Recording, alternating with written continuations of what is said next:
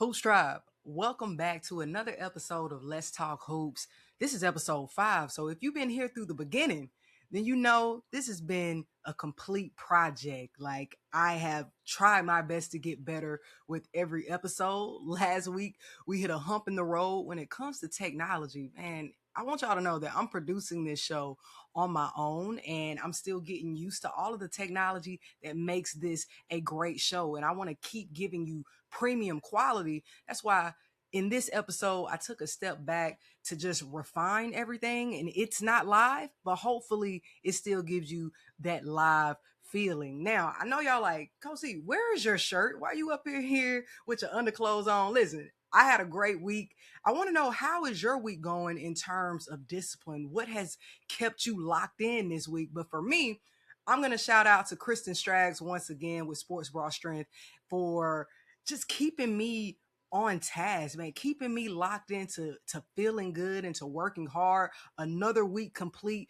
I completed all my workouts, but I don't have a shirt on, not just because I want to show y'all my toned body and my muscles, but because I actually received a pack. I received that pack from Be the Roses. Y'all know I love Be the Roses tees. They sent me a care pack. We're going to see what's in the box together, and I'm just going to throw on one of the shirts that's in the box, okay? So that's why I don't have any clothes on right now. So let's open this box together. All right. Shout out to Be the Roses. They are located in Vegas. I have not actually been to Vegas myself, but I will be there in July. So hopefully all the Hoops Tribe that's in town come out and visit me. I'm going to give y'all that date really soon. All right. Now, there's a couple of shirts in here, but shout out to this shirt here. You know what I'm saying? Like, shout out to this shirt. Nice front, nice back. I love the heavy weighted tee. This is a large. The large in Be the Roses is oversized, so it gives me a good fit. Okay. All right. Now, that was the first tee. The second tee, bam. Hey, all my Aces fans, that list. And if you watch the game against the Sparks, my girl showed out. All right. So I'm going to throw this on right now. I'm going to throw this one on right now.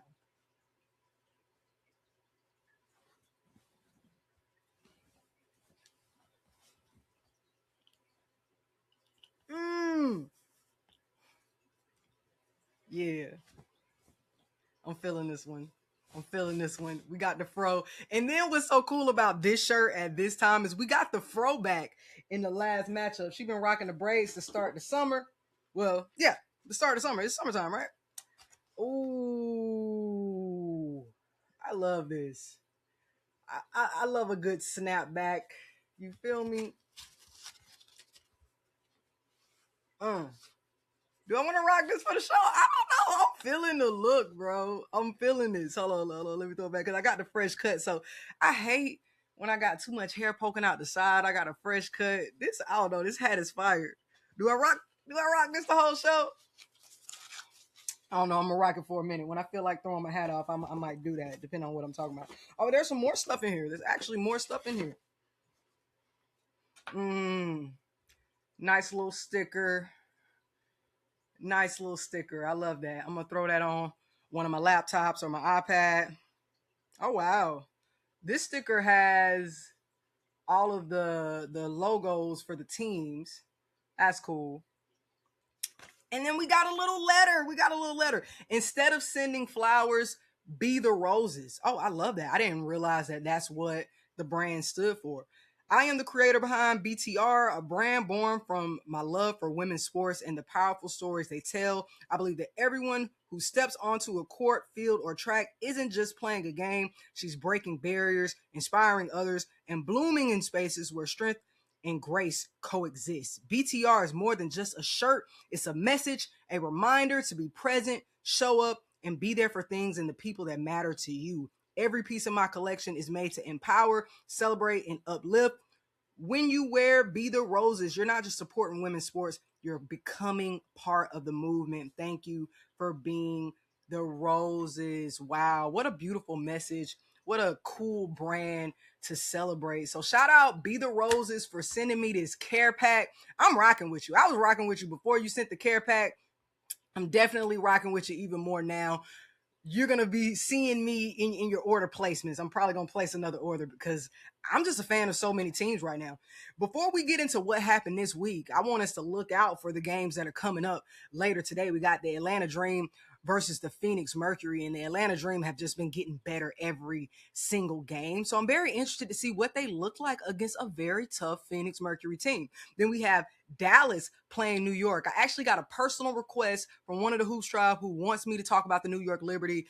I'm going to put you on standby. I'm going to talk about the New York Liberty after this matchup. I haven't gotten a chance to really digest what they're doing. I saw them earlier on in the season. I chopped it up to like they're just figuring things out. These are vets. I trust them. I'm going to pay attention to them now to let you know what I see. And then Seattle versus Washington, which I think is probably going to be the most interesting game of the day. Two young teams, and they're just continuing to find themselves. And then our fam is reportedly back with the team. She's listed as probable ahead of today's game. So I want to see our fam at work. I think that she could have easily been the number one draft pick, but we are where we are right now. So moving into teams that had the number one draft pick, I want to stay on the topic of the Dallas Wings because Jess Shepard gave us the first triple-double of the season, right? But she's been on a double-double tear like to start the season, and she's one of the many players that are actually standing out in a new environment. Can't believe the Minnesota Lynx let her go because of what she was able to do last season. But listen, in that game where she had a triple-double, she's not just scoring points. It's 18 points, yes, but 85% field goal percentage. We are not harping on efficiency enough. Like, yes, a player can score, but how they get their buckets truly matter. And Jess Shepard is showing that she's taking the right shots. She also had 10 rebounds and 12 assists. So she's moving the ball. She's getting double teamed. And it's very important for post players to understand what to do when they're getting double teamed. She's a post player with her head up, always looking for the guards, but the most important piece of that, yes, it's important for her to look up as a post player and find her guards, but it's also equally as important for the guards to move to the open position. I was having a conversation with one of the Hoops Tribe earlier in the week because I was talking about how the Indiana Fever weren't moving and relocating enough when Caitlin Clark or Kelsey Mitchell had the ball. Dallas is a great example of the type of offense that I hope more teams begin to replicate, because even when you're having an ISO situation, players still have to move into those passing windows for a good pass to be made. So shout out to Jess Shepard for performing, but also shout out to the Dallas Wings. Now, they played that game against the Chicago Sky, who I'm absolutely devastated for. Rickea Jackson tearing her ACL. If you watch my last episode, I was just sending Rickea Jackson her flowers. Like, she's going to be one of the best offensive players in the league, and she was already off to such a tremendous start. So to see that taken away on another ACL tear. If you don't know, I tore my ACL back in the day. It stunted my college career. I was a D1 recruited athlete. I know what it feels like to go through that type of injury, and it's just as much mental as it is physical. Now, we don't know the situation that surrounded Rickea Jackson, because there's been studies that show that women could be more likely to tear their ACL while they're on their period. We don't know that fact, but we also know that Rickea had been going through things in the public eye. So there's stress that she might not have been communicating to people as well. We've taken all of that into consideration, and I'm just sending her roses. I'm sending her flowers and hoping for a speedy recovery, because she's a player that we need on the court, because she's so exciting. She's so impactful to the team, and it's showing that Chicago needs her, because in that game against Dallas, they were getting good looks inside. They really were feeding Camila. But what happens when teams figure out how to slow Camila Cardoso down? Who else is going to produce? I thought that Natasha Cloud was trying. She was trying to put the team on her back. She got a lot of drives and looks inside, but I would still like to see Chicago move the ball more. That's what they have all those guards for. The Skylar Diggins and Natasha Cloud have to be able to put their head down, get the team rally the team together. But unfortunately for Chicago, they were also missing some shots. So even when they were moving the ball, they just weren't knocking things down. And I think that's where Rickea Jackson would have been a big help in this matchup. But for Dallas, I want to say that Awak has been getting better every single game. Like every single game that I've seen her, she's gotten better, a big leap better. And she was strong in that Chicago Sky matchup, but she was also strong in that ATL matchup where Dallas fell to ATL once again in this 2-game sequence that they've been in. I don't know why Atlanta is matching up with Dallas so much early on in the season, but I honestly think it comes out good for both of the teams because both of these teams are playoff caliber teams. So to be able to get these type of matchups early on really shows you where you are now and what you need to improve on moving forward. And every team is really in that beginning state. No team has it figured out right now. So this is a very good time for both of these teams to continue to meet. But Dallas has to figure out their post play when it comes to their defense. Now, as far as scoring, Jessica Shepard has been able to score. Elena Smith is still struggling. I don't know if it's the injury. I don't know if it's the system, but she's struggling to start this season. And it looks to me on both sides of the ball because when it came to Atlanta, man, Atlanta's posts were killing them. And I thought that Atlanta was going to take advantage of Medina Akot because we just saw how Dallas wasn't able to stop Camila Cardoso to start that game.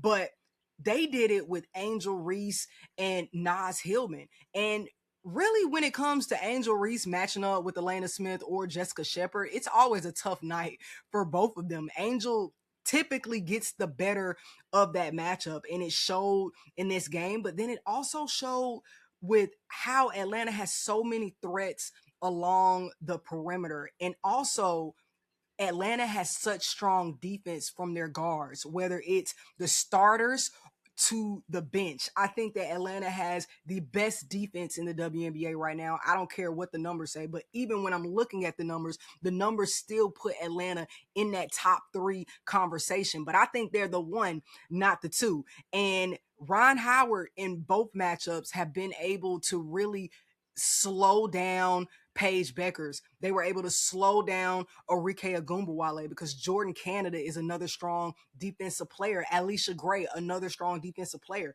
But beyond their defense, their offense just looks so well because I think that they're starting to build that chemistry that we've been looking for over a very short amount of times. Atlanta is one of the teams that has played the fewest amount of games. So how they have been able to string this together so quickly is really commendable to both the players and the coaching staff.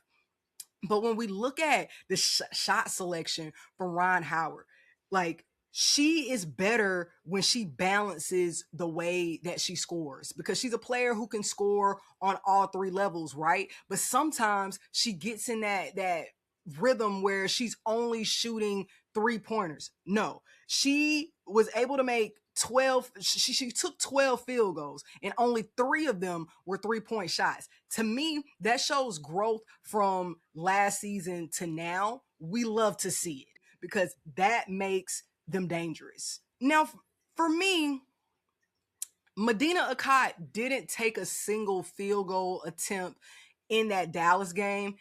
And I would have liked to see them get a look for Medina, like intentionally, like as soon as she comes in the game, let's call a play to get Medina Akot involved because she's a player who you're going to need down the stretch of this season. Because when it comes to height, you really just need that 6'7" in your bag especially when they're able to produce. So I think that just getting a look to go down will do a lot for Medina Akot's confidence. Even though I already think that she looks absolutely confident, I think that getting her a look will just expand that even more. It's just going to help her grow even more as a rookie in this league. But she's been doing great.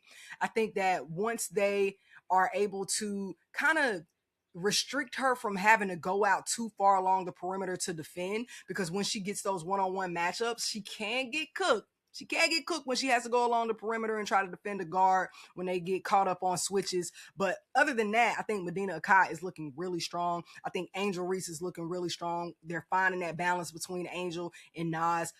Atlanta is a dangerous team. That's why this game against the Phoenix Mercury is going to be so important, because Phoenix they were just in the finals. This is really going to be a test to see where they are. Dallas is a good team, but they're not proven yet. Phoenix is a proven team, so how they measure up against them is going to tell us a lot. Now, I want to talk about the very soft technical foul that Paige Beckers got in that matchup against Atlanta. And I want to specifically point to the referee that did it. Kevin Fay, he has the softest technical whistle. He's number 43. I want you to remember this because I want us to track him together, okay? We're going to be watching this throughout the season because right now he already has at least 6 technical fouls. I don't know if this number is specifically from him, but games that he has been a part of that referee group, at least 6 technical fouls have been called. And for me, I think that there needs to be a board separate from the WNBA League of Operations to review techs and flagrants. Because if we go through the history of Kevin Fay and what he has done as a WNBA ref, it's just all of his calls have been questionable. What stands out the most is that one in 2019 where he called it on a player for the Chicago Sky who he ran into, who touched him. And I know there's this rule where you're not supposed to touch refs, but we see it game in and game out that they let that go based on how the player does it. Like if it's aggressive or not. This was obviously, the incident in 2019 was obviously not an aggressive approach to a referee. He actually bumped into her. He called a tech and ejected the player for it. And then the WNBA later rescinded the tech and the ejection. So I know that there is the League of Operations who reviews these type of things, but I also think that there needs to be a separate board who does this weekly, who looks at the referee's conduct weekly, see what types of texts they're calling, see what, if it's consistent, and give that report to the fans. Because I know that refereeing was essential for the players and protecting the players, but the fans push this league along. Love the players, but the fans also want to see certain players on the court. They don't want to see their favorite players rack up techs, because we know that techs cost, and we just want a consistent flow throughout all of the games. So I think that review board is necessary at this point for the league if they want to continue to hold referees and players accountable for their actions equally. Now, I'm on watch as well for how many players are racking up technical fouls. Right now, we have a few players that have technical fouls, and we know that this season, the first 3 techs are $500. Anything after the third tech is $1,000. We have a few players that already have 2 technical fouls. They are Natasha Cloud, Lexi Hull, Diamond Miller, and Caitlin Clark. So I want us to keep an eye on that. First 3 techs, $500. After that, they'll pay $1,000, and at the 8th tech, it becomes $1,500 in a game suspension. Man, that's a lot. But moving on to the Minnesota Lynx, I have to talk about Natasha Howard, who she's been playing out of her mind, and that is probably the most impressive part for Minnesota. For me, it's been the connection between Natasha Howard and Olivia Miles. And when we look back to Natasha Howard last season, she played with the Indiana Fever, and that was one of her worst seasons statistically. And she's more efficient than she's ever been at this point with the Lynx. I don't know if it's just the system with the familiarity of playing under Coach Reeve again, but she is looking better than ever. And I remember when she said that she wanted to be the MVP. That was just last season. She wanted to be the MVP. A lot of people laughed. I'm not gonna lie. We're laughing because Asia Wilson, Brianna Stewart, they all still exist, right? We're like, there's no way Natasha Howard is going to be an MVP. I think that she took that personally, and she's so locked in to still wanting to be great. And a player with that many seasons under her belt still coming in this hungry is just inspirational. I can do nothing but commend it. And to her credit, she didn't win league MVP, but she won MVP for the Commissioner's Cup last season. That already shows that anything is possible. We never know. I just love the fact that Natasha Howard is in a place where she can shine, because last season was such a struggle. And with many now putting up the numbers, like they're still one of the top teams, and they don't have the top player. They don't have Nafisa Collier in right now. So imagine when Nafisa Collier comes back into the rotation. I think that what's working out for them is really believing in Olivia Miles. Also, Olivia Miles' presence coming in and being able to calm Courtney Williams, so she's back into that natural position. She's putting up better numbers than she has in a few seasons. Everyone just looks better, and it's just commendable what they've been able to do with what looks like less than what they had last season. I think that they are so close to being a complete team, but they already are showing that they might just be a complete team right now. I'm saying so close because I'm like, Nafisa Collier isn't there yet. They're still lacking some things defensively that I'm sure Cheryl wants to string together, but they look very strong right now. And it goes back to when Olivia Miles was drafted, and she said that, I think I have the highest IQ as a guard, and my feel for the game is unmatched. When she said that, I felt that Holly Rowe tried to humble her. I feel like it was an awkward moment. Like after Olivia Miles said that, it was kind of like, you talking really tough, rookie. Like, but she's proving it game in and game out. So I will continue to shout from the rooftop my praises for Olivia Miles and her audacity. Like, she's had that audacity from day one. We saw it in the WNBA draft with her words. Now she's backing it up with her play, and she's proving that she's the rookie of the year. I'm calling it for her right now. I know that AZ Fudd is still heating up. She's still finding her fit in Dallas, and they're still working through their things, and there's still a lot of time. But I just think a complete rookie is gonna be Olivia Miles, just with what she's showing us right now and the position that she's in with Minnesota to play these type of minutes. And it goes back to Cheryl Reeve said she gonna prove to y'all that she plays her rookies. And I think that Olivia Miles is deserving of all the minutes that she's getting, and she's really keeping Minnesota in that playoff conversation when we didn't know what it was going to look like going into this without Nafisa Collier.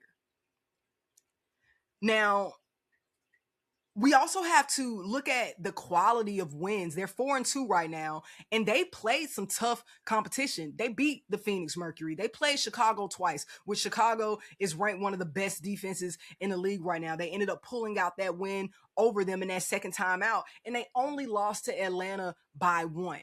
So this is a team that we got to keep them on watch, man. We counted, I know a lot of people counted them out. I was one of those people that counted them out at the beginning of the season, but I still think that this is a team that can make a playoff run. Very interested to see what it looks like with Nafisa Collier back in the lineup. Don't know what that timetable is for return yet.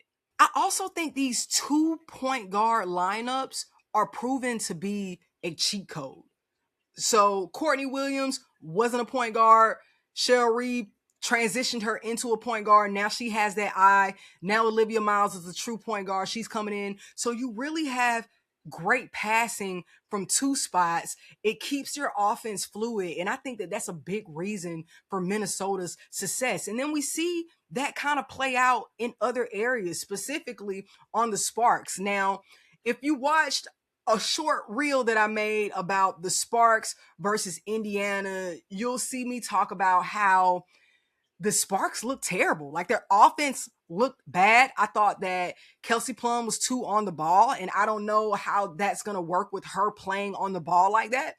And look, they made the adjustments against the Aces. Hate the adjustments had to come when they played my team. But listen, everybody gets up when they play the Las Vegas Aces, especially now when, they're the reigning champs. You want to beat them. And dare I say that Los Angeles and Las Vegas are rivals I know y'all hate it.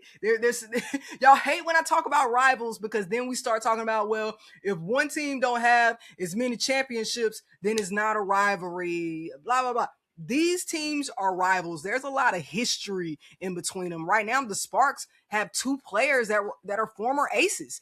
That's a lot, man. They want to beat them. And then Kelsey Plum is such a competitor where she wants to be that guy. She wants to be that go-to player. She wants to prove to herself that she can lead a team, and she's doing whatever it takes to do that. So in this matchup against the Aces, they put Erica Wheeler in that starting lineup, and it changed everything. Erica Wheeler is a point guard. It alleviates some of the pressure off of Kelsey Plum. But here's the thing. Kelsey Plum scored 38 points, but she still racked up 9 assists. So that shows that even when you come off the ball, you can still be impactful in passing. Just because you come off the ball, that doesn't mean you're no longer a part of the flow of the offense or moving the ball. I'm saying that very, very intentionally for all the Indiana Fever fans who had some type of issue with me saying that Caitlin Clark should come off of the ball. We're seeing it work in real time with Kelsey Plum. Now, when we think about what won this game, we look at the Aces had 3 players with 20 plus points. That never, 3 players with 20 plus points in a WNBA game never really results in that team losing. All right. That is very rare. The Aces had more points off of the bench. They out rebounded the Sparks. They had better ball security. They didn't turn the ball over as much as the Sparks. They had less fouls. So what lost this game for the Aces? Defense.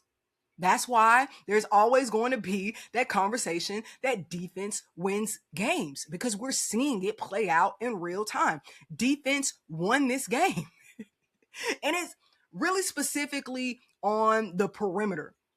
The Aces did a really good job at limiting paint points for the Sparks. And the big thing here was the Sparks were without Nneka Ogwumike. So I thought going into this, oh, the Sparks are without Nneka. Oh, this is a shoe-in for the Aces. Boy, was I wrong. I'm sitting here complacent through the whole game. Even when the Sparks were making the run they were making, I'm like, man, the Aces got this. The Aces got this. I was wrong. And it goes back to something that I talk about a lot, is how you start games. The Sparks were able to go out on runs in the very beginning of the game, the first quarter. And I think that when players are able to see the ball go in early, that greatly impacts what they do for the rest of the game. You can't allow teams to get out early and score and build that confidence, because at that point, you're always going to be working uphill. That's my belief.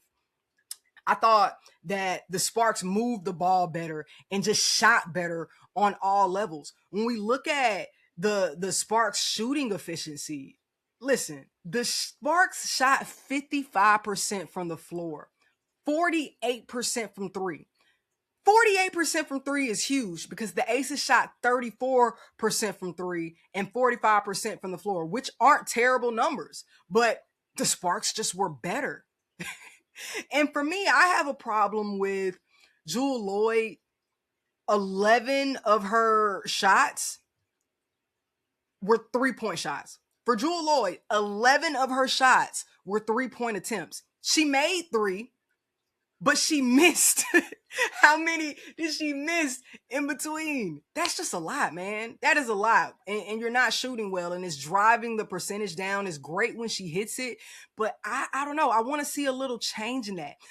Jackie Young has now gone 2 games back-to-back where she isn't scoring. The Aces are alluding to something personal happening within her family. They're saying that she's playing with a heavy heart. I'm going to give her grace for that. But now, who steps up when Jackie Young is out? Kennedy Carter is stepping up. The Aces are still going to need something else. And it was unfortunate that Jackie Young got in foul trouble against the Sparks, because they needed more defense. I think those 5 fouls from Jackie Young pretty early on, she only played 19 minutes. I think that greatly impacted the result of this game. I would have also liked to see more minutes from Cheyenne Parker-Tyus over Talbot. Talbot is said to be that defensive presence for them. That's one of the reasons why she's on the roster. But I think that it's kind of evening out with what Cheyenne Parker-Tyus is bringing us in less minutes. So I would have liked to see Cheyenne Parker-Tyus get a look in this matchup to see just what it looks like. Because when things aren't working for me, I'm always like, let's just try something different. Let's just throw something against the wall and see if it sticks. I would have liked to see Cheyenne Parker-Tyus get some minutes. But going back to the Sparks, I want to give a big shout out to Cameron Brink. And I want to shout out to all the Cameron Brink haters. Because there's a lot of you. There's a lot of you who have been in my comment section talking about, why aren't I talking about how poorly Cameron Brink is playing, yada, yada. Listen, again, Cam experienced an ACL tear. She only played 15 games in her rookie season. Her sophomore season, she came back from that injury, also played about 15 games on a dying Sparks team. Now she's back. This is going to be her first full season, and she's showing her toughness. Nose bleeding. She's still in the game with these clogs up her nostril because she wants to be on the floor, because I think she's hearing the chatter. I think she's hearing that trash y'all talking about she shouldn't have been the second pick, yada, yada, yada, Cam Brink, that. 16 points in 24 minutes. She shot 7 from 11 from the floor, 63%. She had 8 rebounds. Once she stops fouling, once she becomes better with her positioning and better with playing smarter, she's going to be a force for the Sparks, and no pun intended, be that spark that they need off of the bench that can eventually see the starting lineup. And there's this conversation on, well, players drafted number 1 and number 2 should not be coming off the bench. How many times do we have to say that where you're drafted is all about the fit? It's all about the fit. So a team might not be drafting you to be a starter. Teams know that their bench has to be strong if they want to make a deep run in the playoffs. Every single player on the roster matters. So just because a number 1 draft pick isn't in the starting rotation, it doesn't mean that that franchise is fumbling them. I'm seeing that conversation a lot with AZ Fudd. I'm seeing that conversation with Cameron Brink. Man, can we really learn ball? Y'all don't know ball, man. Y'all gotta understand, 6 players matter. We listened to the post-game press conference with Kelsey Plum just after this win over the Aces. She talks about how Ray Burrell and Cameron Brink are gonna both be X factors for them, because when we're looking at a playoff run, it's often the bench that makes the difference, because in the playoffs, everybody's starters are supreme. So what is the bench going to be able to do? It's crazy to me that the Aces have the best bench in the league and still weren't able to pull off this win, but that also shows how strong the Sparks can be. And they might be another sleeper team when it comes to the playoffs. They missed the playoffs last season. I know that Kelsey Plum took that personally, because it's been a long time since Kelsey Plum has missed a playoff run, okay? So now I think that she's putting her team in a great position. She's being a great team player by being flexible. They're showing glimpses of strong bench presence. The Sparks are a dangerous team.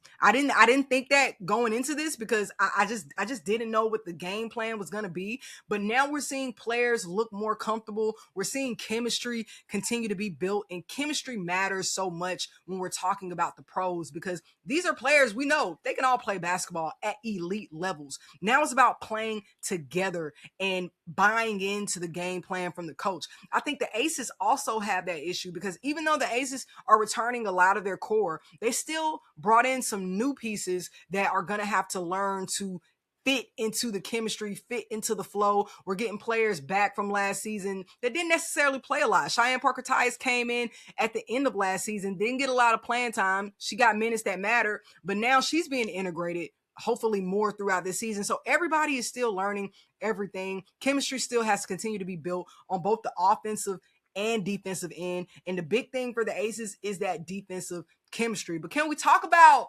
Nalissa Smith? Because she's also a player that, if I had my hat, you know what? I'm going to put the hat back on just so I can throw it again.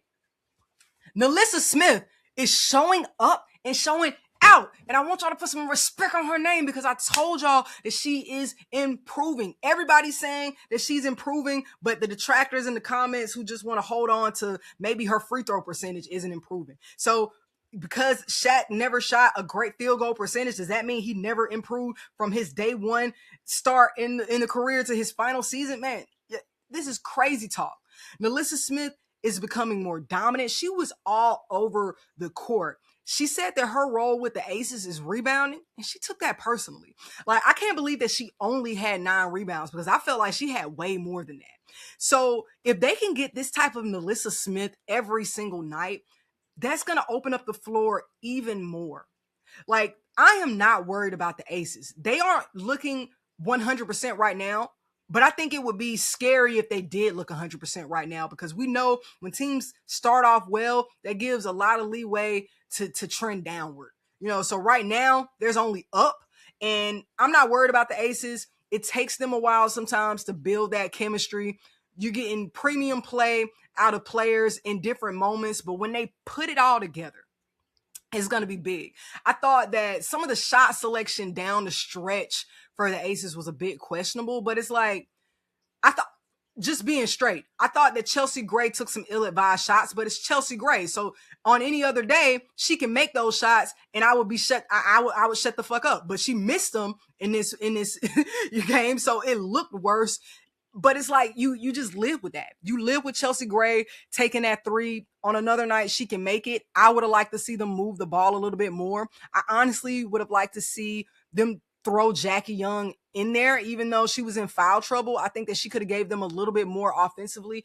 I think that at times Kennedy can be somewhat of a liability on defense. Like, she's a great player, like, and she can make up for things with her athleticism and speed.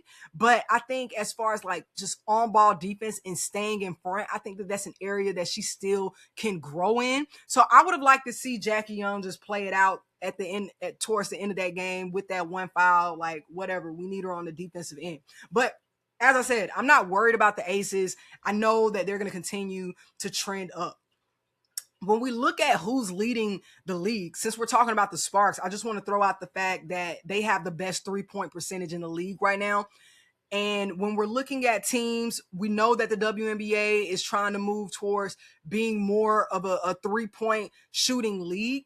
When the Sparks can match that 3-point percentage and that field goal percentage, is going to be like great overall. But I'm saying that, and I'm looking at the stats, they're also number 2 in the league when it comes to field goal percentage overall. They're just under the Aces by 0.1%, but I still don't know how strong their presence is inside. Just from the couple of games that I've seen from them, I thought that they don't really have the presence that they could have with players like Nneka Ogwumike and De'Erica Hamby, because they're starting those players out on the perimeter a lot. I would like to see Nneka do more of a face-up type of game, but we'll see what the numbers continue to look like as the season continues on. But I wanted to throw out the fact that they're leading in those, and they just beat the reigning champs. So shout out to them.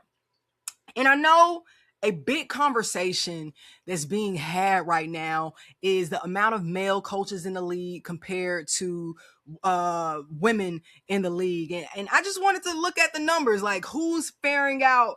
You know, right now there are 7 teams with women-led coaches, and then there's 8 teams with men at the head coach position. And right now, the women have a better win percentage. Overall, it's 23-19, if my numbers are correct. So the women have a 23-19 record to the men's 20-24 record. But truthfully, I know there's these gender wars, and I know why we have them, because historically women have been discriminated against, especially in leadership positions. But I'm going to be real when I say I don't want to see a league where there are no men as head coaches.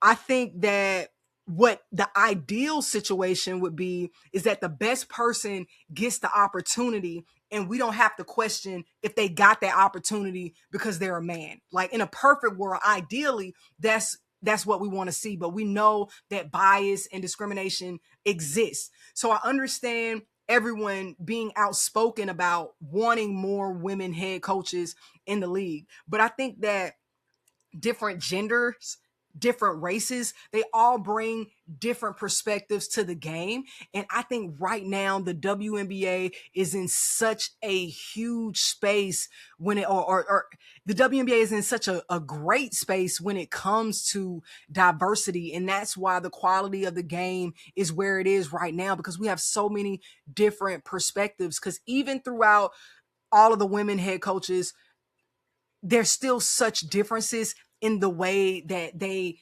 play the game. Like the women head coaches all have different philosophies, and that's the same to be said about the men. All the men have different philosophies. So we're seeing so many different perspectives to how teams approach the game, and I love that. Just from a fan standpoint, from a little basketball nerd standpoint, I love seeing the different types of styles to the game. So I don't want to see a league that discriminates from a gender standpoint. I know that there are other leagues that do that, but I don't want to see that in the WNBA. I just don't. And that brings us to the conversation about the optics in Portland. Like when you look at Portland, you look at their roster, they look a bit different from the rest of the league. Like the league is majority black. Like, let's just say what it is. The league is majority black. The Portland Fire have a majority white roster. They have 3 players on the team that are black. And for me, at first, I'm like, oh, wow, that's different.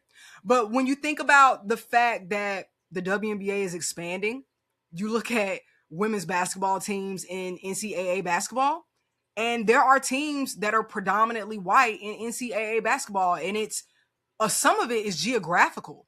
Like Michigan is a team that comes to mind. Like they're predominantly white. When I think about Michigan, I think they're a predominantly white state, you know? So it makes sense when you think of Portland, predominantly white city. So I think the teams reflect the city. Now what would really be weird if you had a predominantly white roster in the city of Atlanta that has a majority, well, not even a majority, a strong black presence in the city. So I think that teams are going to reflect their respective cities. And I also think that things aren't so black and white. Like we're looking at the roster and we're seeing it be predominantly white, and we're just assuming that there is a malicious intent behind that. I think that they have a European coach, and familiarity is going to be a thing. There's also a thing that is unconscious bias, you know? But I think the biggest thing is he's a European coach and he wants to play a different type of basketball than what we're used to. He's bringing in a completely different philosophy. I kind of enjoy the different approach that he's taken to the game. But when we look at Portland, we can't just say that they're discriminating, because we look at the coaching staff. They have Sylvia Fowles in the coaching staff. They have Sifu Bernard. He's an assistant coach as well. He looks black or African-American descent. Their VP of basketball operations is former WNBA player Ashley Battle. So I think what would be more alarming if this was a completely white team or European team and we didn't see any diversity in any space. I think that what's happening right now from the fan standpoint is that there's this fear of erasure, because historically that's what happens sometimes when things start to grow and get bigger. We see the erasure of the people who built it. But I think that it would be impossible for the league or anyone to erase the contributions of the black women who built the league. I don't think that that's possible. I don't even think the players would allow it. But I do appreciate fans speaking up and being loud about this, because even while I don't think that anything malicious is necessarily going on, I think that all the backlash that they're getting is going to make them be more intentional. Because another thing that was brought to the public eye is when they made a roster graphic They had all the white players at the top and they had the black players at the bottom. And then there was a redhead. And stereotypes, like this graphic looks racist, you know? And that could have been that could have been unintentional. It could have been, I don't know what it was, but if it was unintentional, that is going to create more intention. Is going to bring more attention to detail to what the organization is doing and how they execute the things that they're doing. So I just wanted to give my 2 cents on that piece. But I appreciate the conversation today and all of the things that you guys brought to my attention, because while I'm talking about these things, I'm inspired by the conversations that the Hoops Tribe is having throughout the week. So if there's anything that you want me to talk about in the next episode, please comment that. And as always, I appreciate you. I thank you. What are your thoughts, Hoops Tribe? Let's talk hoops.